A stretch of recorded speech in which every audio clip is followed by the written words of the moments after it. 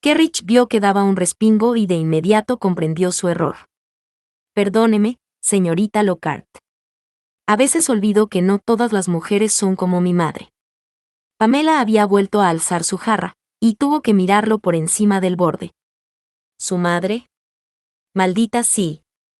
No debería haber mencionado a su madre, pero la conversación con Moulton sobre Louis y su querida se la habían recordado irremediablemente.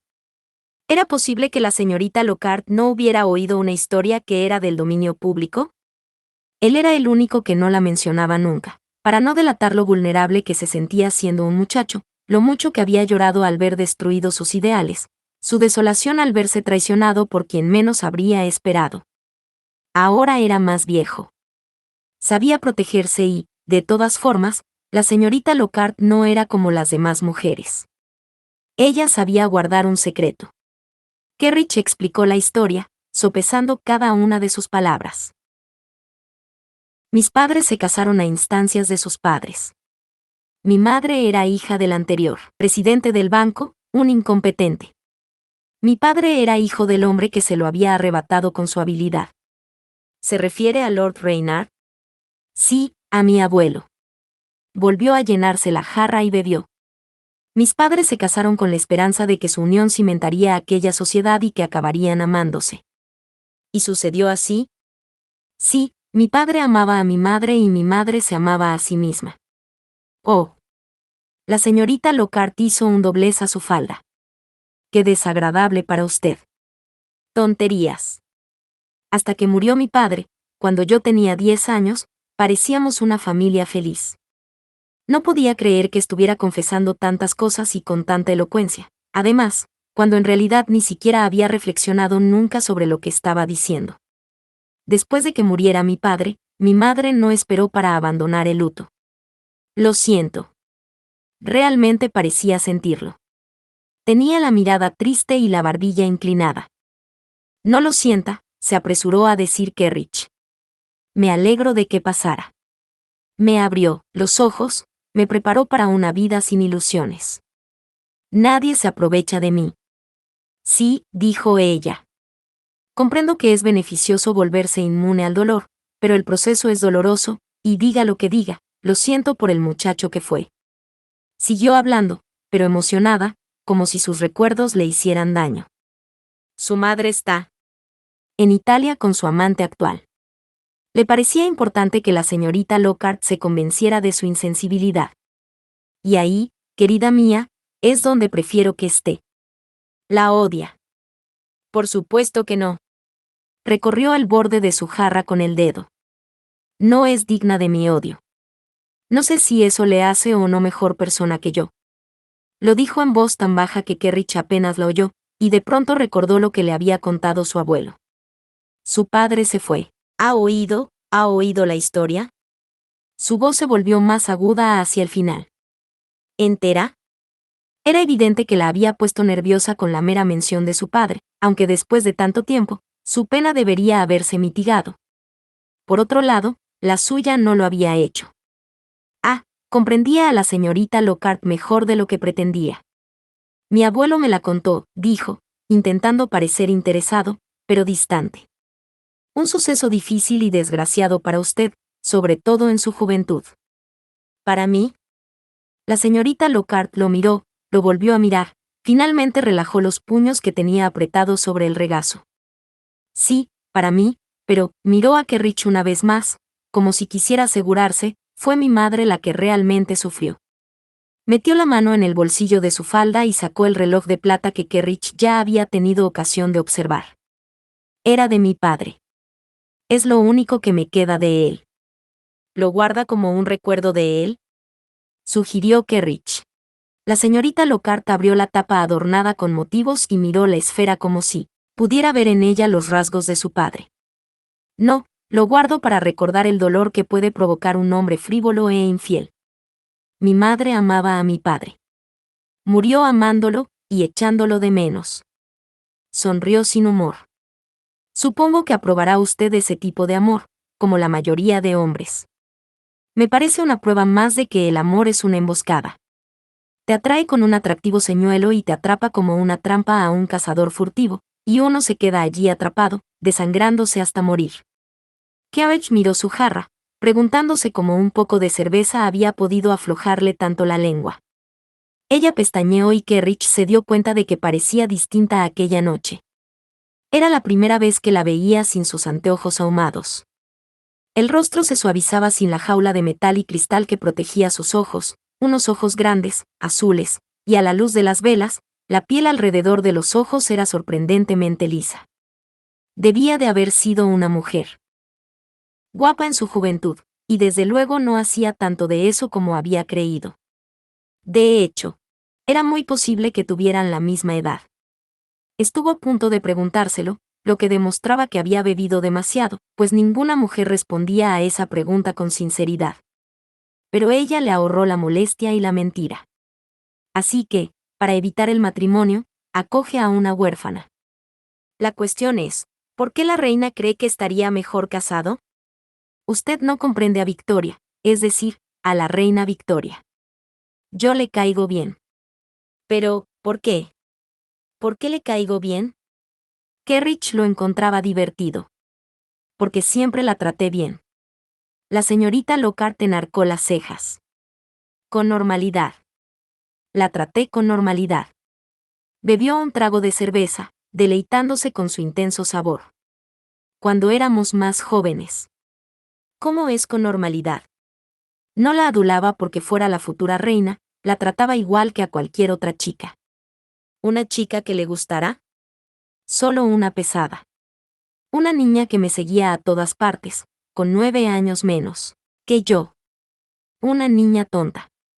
Nada más. Recordó a la reina Victoria cuando era niña, y también el afecto inconsciente que sentía por ella.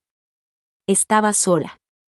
Su madre la tenía apartada de los demás, protegida en todo momento, así que, cuando yo me burlaba de ella, le gustaba.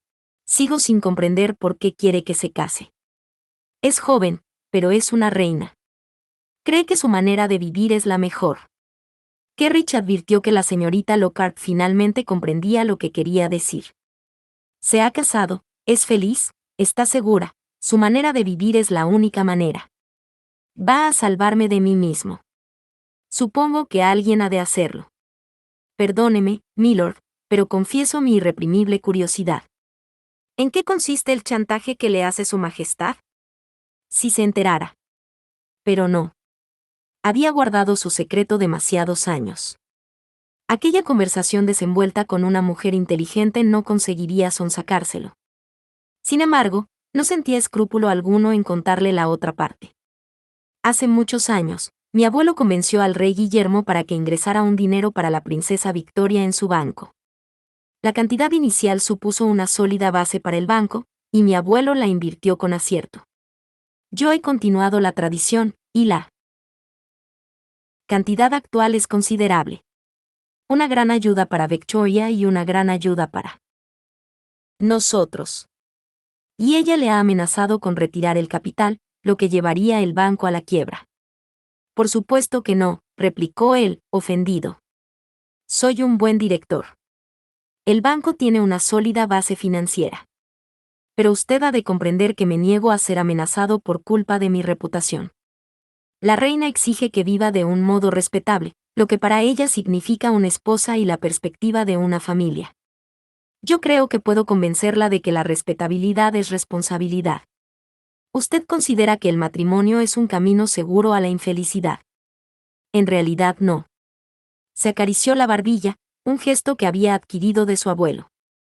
El truco para el matrimonio consiste en no hacerse ilusiones. Un hombre ha de comprender por qué se casan las mujeres, eso es todo. Los labios de la señorita Lockhart dibujaron su típica mueca de censura. Y dígame, ¿por qué se casan las mujeres? Por dinero, habitualmente. Carriage se dio cuenta de que había vuelto a ofenderla, pero con la señorita Lockhart no tenía que preocuparse mucho por eso. Al fin. Y al cabo, tampoco a ella le preocupaba. Además, creía que su afirmación era totalmente certera. Ellas no tienen la culpa. La vida no es justa para las solteronas. No tienen más recurso que trabajar o morir de hambre. Así que, cuando se lo piden, se casan. Era obvio que ella no creía que su afirmación fuera certera.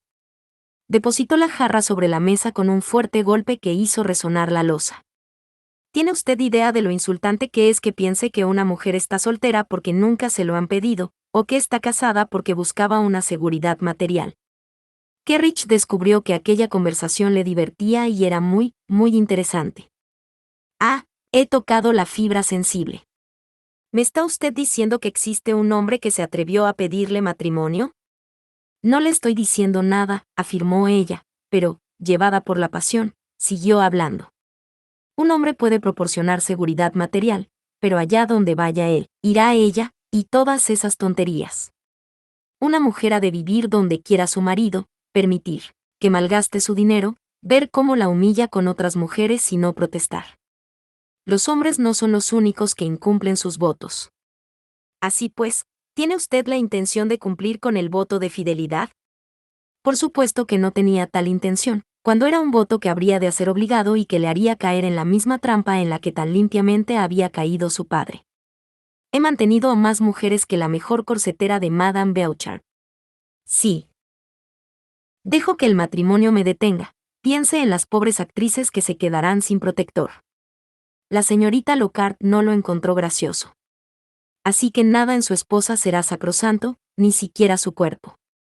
Su esposa tendrá sueños que usted jamás conocerá, y aunque los conociera, no serían para usted más que ráfagas de viento.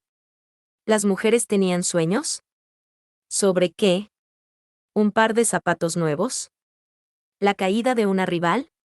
¿Bailar con un príncipe extranjero?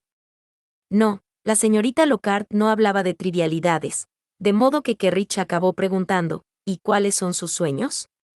No le importan. Hasta que he hablado yo, jamás se le había ocurrido que una mujer pudiera tener sus sueños. Eso es cierto, pero usted se dedica a enseñar y ahora me ha enseñado que no era así. Kerrich se echó hacia atrás, la miró y, con absoluta sinceridad, dijo las palabras más poderosas de todo el universo: dígame qué quiere usted. Quiero conocerla. La señorita Lockhart no tenía defensas con las que resistirse.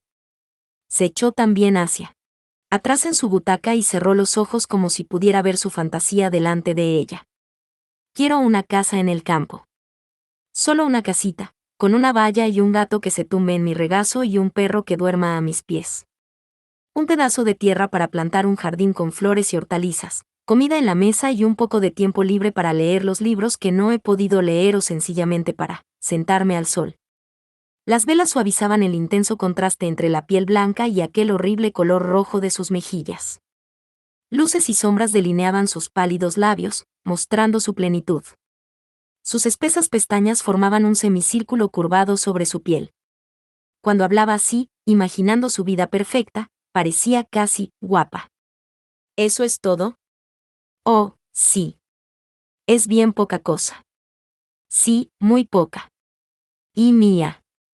Kerrich depositó con cuidado la jarra junto a la de ella, procurando no romper su ensoñación. ¿Por qué quiere eso? Es lo que tenía antes de. Se interrumpió tan de repente que Kerrich adivinó lo que iba a decir. Se acercó a la butaca de ella y se arrodilló en la alfombra. ¿Antes de que se fuera su padre? Al oír su voz, los ojos de ella se abrieron rápidamente para mirarlo con consternación.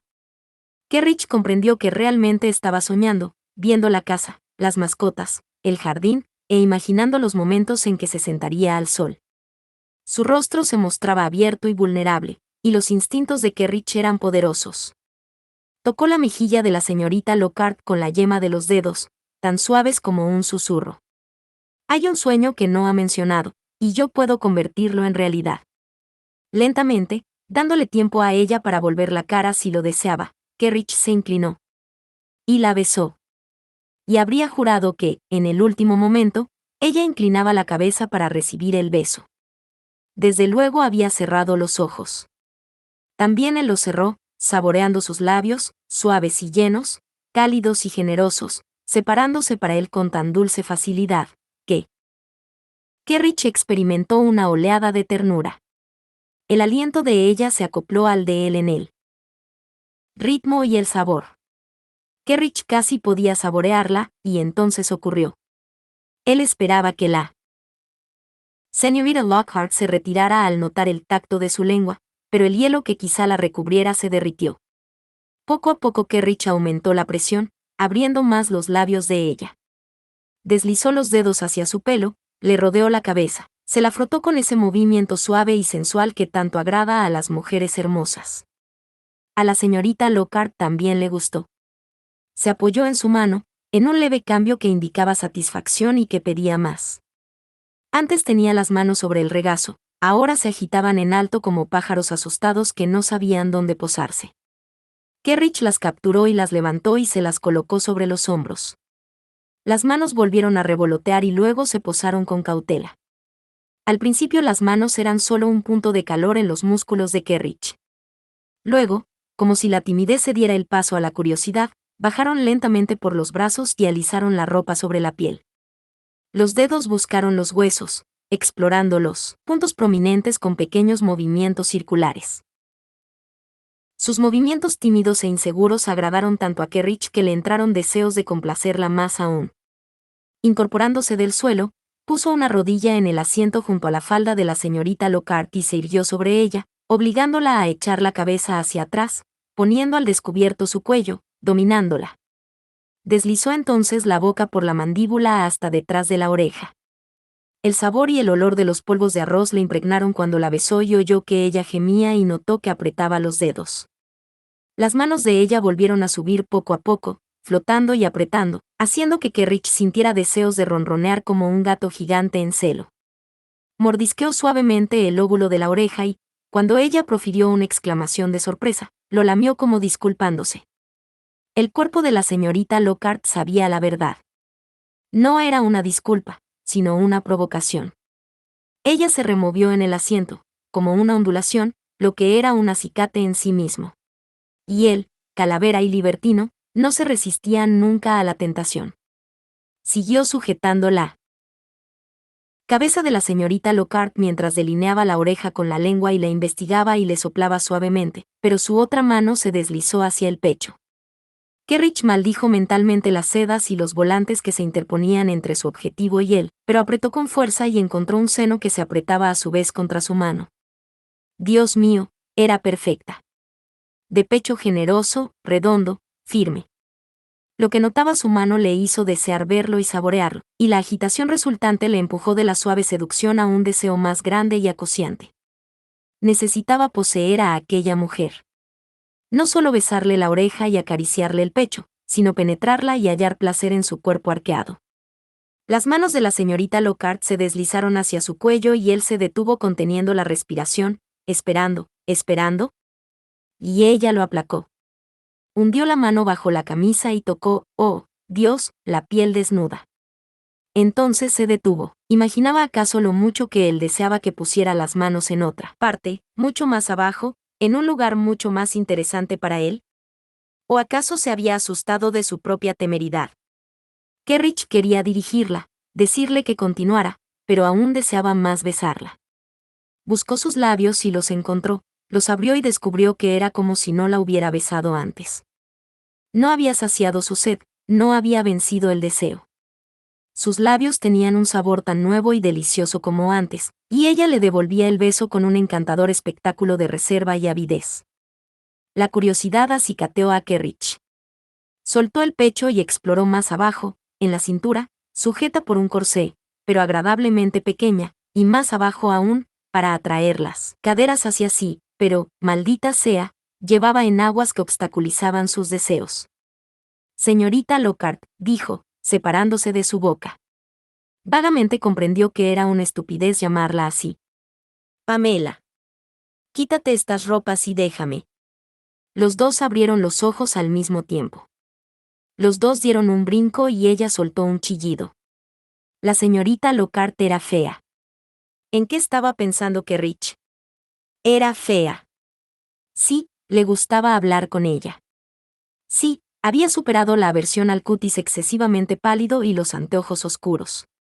Sí, la señorita Lockhart tenía un cuerpo magnífico. Sí, la luz de las velas había suavizado su horrible palidez, pero era fea. y por su expresión, la opinión de ella sobre él no era mejor. Señorita Lockhart, yo no pretendía. Ella colocó las manos sobre su pecho y empujó. Apártese. Pero, por alguna condenada razón, Kerrich no quería apartarse. Su rodilla le aplastaba la falda, su mano le sujetaba la cabeza, la dominaba físicamente, ya que no. Mentalmente, y le gustaba. Aquella mujer tenía que ser dirigida, tenía que obedecerlas. Órdenes que la obligaran a hacer lo que era mejor para ella en el presente, y no vivir en un sueño lejano que tal vez no se haría realidad jamás. Entonces Kerrich recobró el dominio de sí mismo. Cuando un hombre asumía la autoridad sobre una mujer, estaba atrapado para siempre, lo siguiente era el amor, y él no quería amar. Una vez más examinó a la señorita Lockhart. De hecho, ella era una cura contra el amor. Se levantó y se alejó, y luego, sin saber por qué, se inclinó, como si pudiera utilizar la formalidad como un escudo. También ella se levantó, pero con esfuerzo, como una mujer a la que se había llevado al deseo y después se había abandonado. No. Kerrich no pensaba sentirse culpable. Ella se irguió con el severo movimiento que Kerrich reconocía como característico de la señorita Lockhart. Pero esta vez, el orgullo solo le sirvió para llevarla hasta la puerta, pero no más allá. No sé por qué lo ha hecho, Lord Kerrich, pero creo que burlarse de mí con besos es una crueldad que no merezco. No la he besado por crueldad. Ha sido porque Kerrich se esforzó en encontrar una razón que les ahorrara a los dos el bochorno. Porque quería asegurarme de que no había sucumbido a mi belleza y mi elegante figura. Caminó ufano hacia la puerta, imitando con realismo a un petimetre. Temía que planeara visitar mi dormitorio, su dormitorio. ¿Qué he hecho para hacerle pensar tal cosa? Nada. Pero ya hace más de una semana que está aquí, y ese suele ser el tiempo que tardan la mayoría de mujeres en enamorarse de mí. «Enamorarme de usted», exclamó ella con tono ambiguo, alzando la voz, y Kerrich lo percibió como una afrenta. Señor, es usted un presumido. No digo más que la verdad. Solo era la verdad en parte. Quería disuadirla de sus intenciones. ¿Besándome?, preguntó ella, entornando los ojos. Puedo descubrir muchas cosas con un beso. Por ejemplo, que nunca la han besado bien hasta ahora, y ahora sé que podría tentarle la carne, pero tiene una voluntad de hierro y lo resistirá. No pueden seducirla. Desde luego que no. Se miraron el uno al otro con fijeza. Kerrich estaba enfadado. Los besos mentían, y las palabras aún más, pero se habían dicho demasiadas cosas. Se comprendían.